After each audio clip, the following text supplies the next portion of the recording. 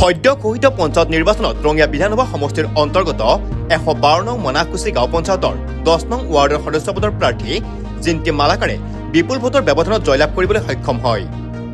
৩১৩টা vote লাভ কৰি বিপুল ভোটত জয়ী হয় জিন্তি মালাকাৰ, যাৰ বাবে এতিয়া জিন্তিক লৈ এখনি উন্নয়ন সমাজৰ আশা কৰিছে গাঁওবাসীয়ে। আগন্তুক দিনত ৰাইজৰ মাজত থাকি ৰাইজৰ সমস্যা সমাধান কৰিবলৈ চেষ্টা কৰাৰ প্ৰতিশ্ৰুতি দিয়ে জিন্তি মালাকাৰে। ইয়াৰ উপৰি জিন্তিয়ে আগন্তুক পৰ্যায়ত মানাকুচি পঞ্চায়তৰ সভানেত্ৰীৰ পদ দখলৰ ইচ্ছা প্ৰকাশ কৰি ৰঙিয়া সমষ্টিৰ বিধায়ক ভৱেশ কলিতাক সংবাদ মাধ্যমযোগে অনুৰোধ জনাই। নমস্কাৰ, মোৰ নাম শ্ৰী জিন্তি মালাকাৰ। মই ১১২ নং মনাকুচি গাঁও পঞ্চায়তৰ অন্তৰ্গত ১০ নং ৱাৰ্ডৰ পৰা গাঁও অন্তৰ্গত হৈছো। নিৰ্বাচনত খেলিছিলো পঞ্চায়তৰ আৰু নিৰ্বাচিত হৈছো।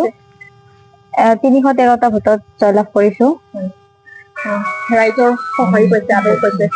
ৰাইজে মোক মনোনীত কৰি উঠাই দিছে। মই সেই হিচাপে ৰাইজৰ কাম কৰি যাম বুলি আগবাঢ়ি আহিছো। বহু আশা প্ৰত্যাশাত কৰিবলৈ সমৰ্থন হৈছে। ৰাইজৰ আদৰণিতে মই ধন্যবাদ জনাইছো সমূহ ৰাইজক। সেই ৰাইজৰ হকে কাম কৰিম বুলি আগবাঢ়িছো আৰু ৰাইজক লগত লৈ মই কাম কৰিম বুলি ভাবিছো।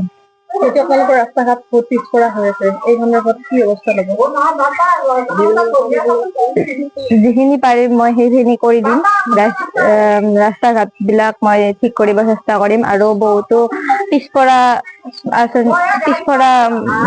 সেই আছে, ৰাস্তা আছে, সেইবিলাক মই ঠিক কৰিম।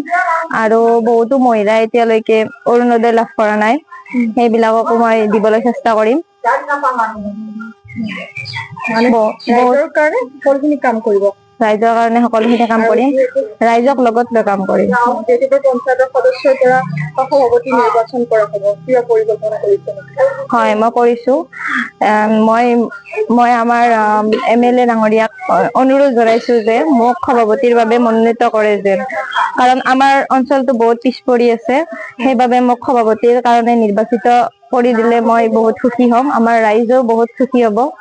সেইবাবে মই অনুৰোধ জনাইছো আমাৰ ভৱেশ কলিতা ডাঙৰীয়াক। হাজোৰ পৰা Anamika Kalita report, news any 365। Stay informed, stay ahead. News Any 365.